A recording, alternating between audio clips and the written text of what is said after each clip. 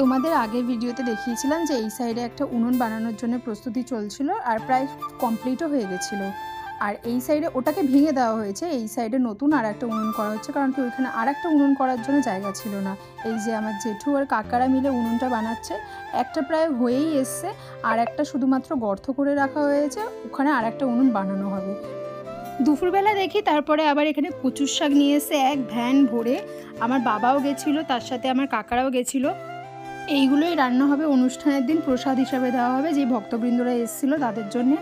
আর এইখানে গোবর দেওয়া হবে বাড়িতে, আর প্যান্ডেলও করা হবে বলে তার জন্যে এদিকে কাকা জেঠুরা আমার দাদু তারপর এদিকে সবাই মিলে এই জায়গাটা পরিষ্কার করছে, যে এই জায়গাতে প্যান্ডেল বানানো হবে আর ওই দিকটা রান্না করা হবে।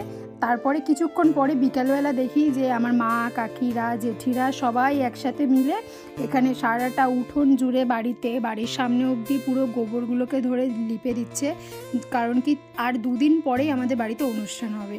আর একদম পুরো সামনেই যে অনুষ্ঠানটা চলে এসে, একদিন আগেই যদি আমরা দিয়ে দিই না এই গোবরটা, তাহলে খুব বাজে গন্ধ বেরোয় আর বসা যায় না। তো তার জন্য দুদিন আগের থেকে এটা দিচ্ছি। আর এই যে আমার মা এখানে এটা গোবরটাকে গুলোচ্ছে, আর বালতি ভরে ভরে হাফ হাফ করে জল দিয়ে সারাটা উঠোনে এই গোবর লেপা হচ্ছে। আর এইদিকে হাফ প্যান্ডেলের কাজ শুরু হয়ে গেছে, আর কিছুটা প্যান্ডেলের কাজ কালকে করা হবে, পুরোটা এখনও করা হয়নি। এখানে উনুন দুটো পুরো বানানো পুরো কমপ্লিট।